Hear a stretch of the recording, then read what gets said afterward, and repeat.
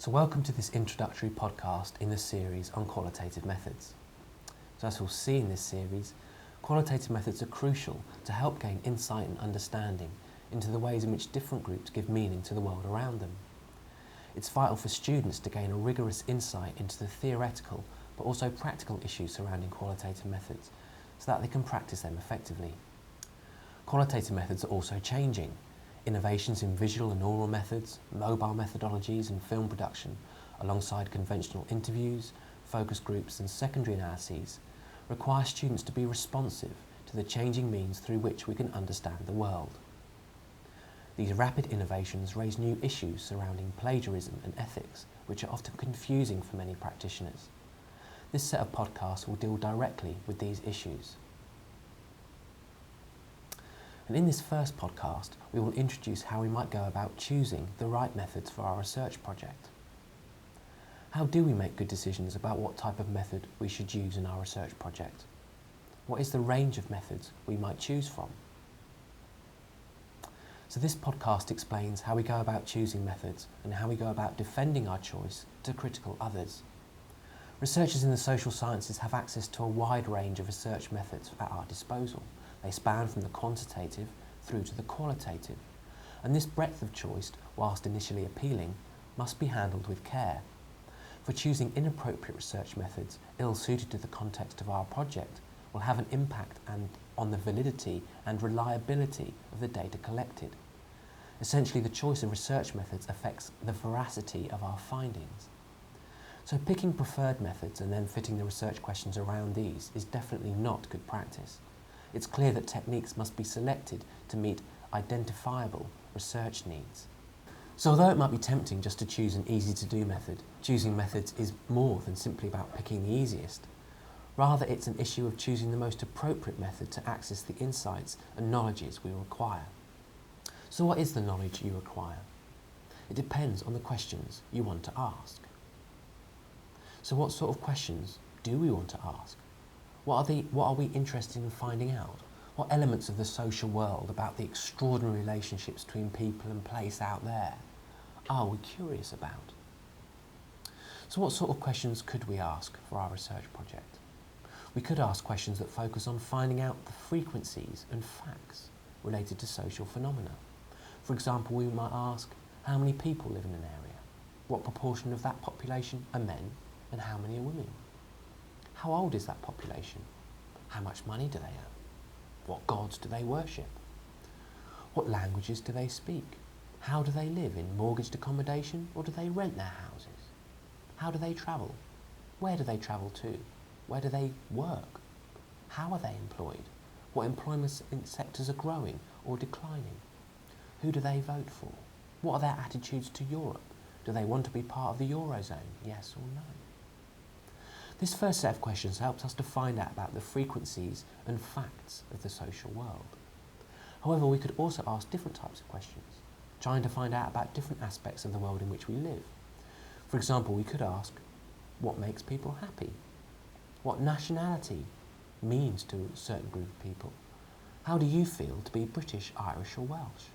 Why do you vote the way you do? Why might people want to protect their local area? What sort of ice cream flavour do people prefer and why? So this set of questions is not interested in facts and frequencies, but it's more interested in why people do what they do, how they explain their actions, their practices and their life histories. So there's lots of different questions we can ask about the extraordinary relationships between people and place. And now let's think about the ways we could answer these questions.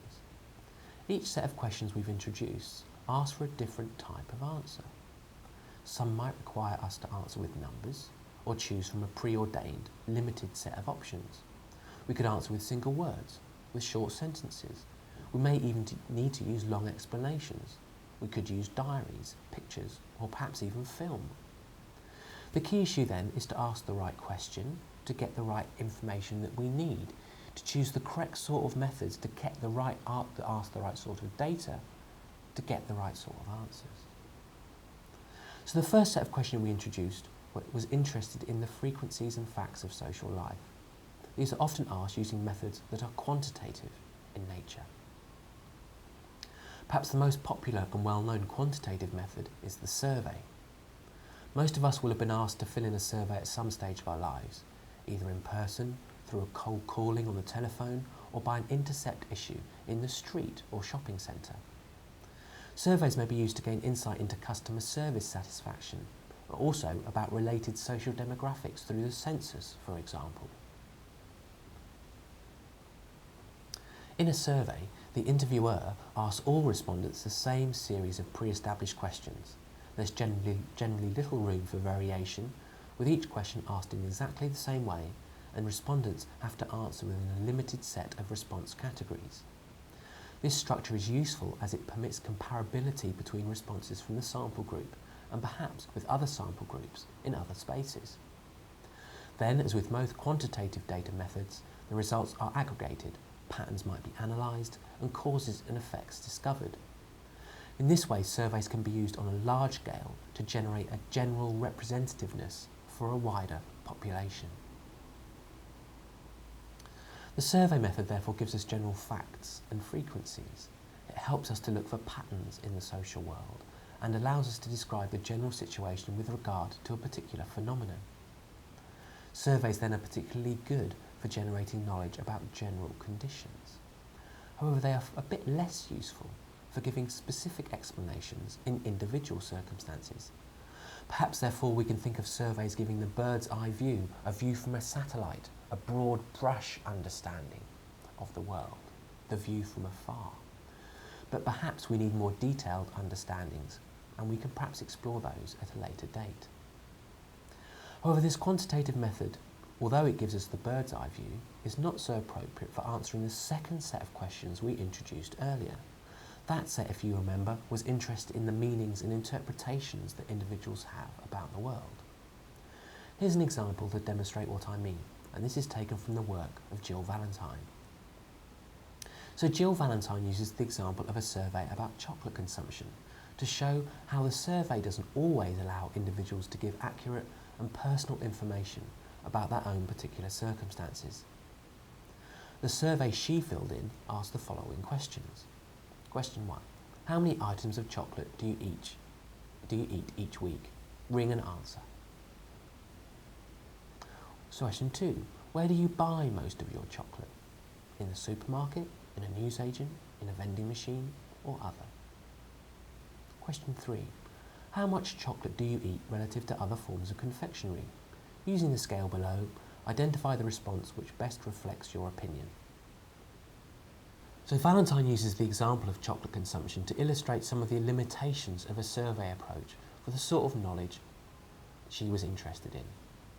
In answering question 1, she said she didn't actually want to pick a number, but she wanted to ask, well, what do you actually mean by chocolate? Do you mean chocolate cake, chocolate milkshake, or just chocolate bars? She also wanted to say, well, I don't regularly eat fixed amounts of chocolate. My consumption varies according to season, mood, access to a shop, etc. So as she puts it, the survey does not allow me to explain my experiences, whereas an interview might allow me to express all the complexities and contradictions that are inherent within my chocolate eating habits, and perhaps within everyone's lives. So surveys, in asking a rigid set of simple questions, often pushes respondents into particular categories, which they may not have thought about unprompted, or may indeed not want to use. So as a consequence, as Valentine argues, surveys are not tailored to individual circumstances. So for more in-depth material beyond numbers and short one-word answers, we need a different set of research methods. If we want to get at lived experience by asking questions like, how do you feel about the world? What do you think about it? What are your views on particular subjects? We need a method to be more tailored to individuals, context and circumstance. In this situation, we need to use more qualitative methods. And that's what the next podcast in this series will turn to look at.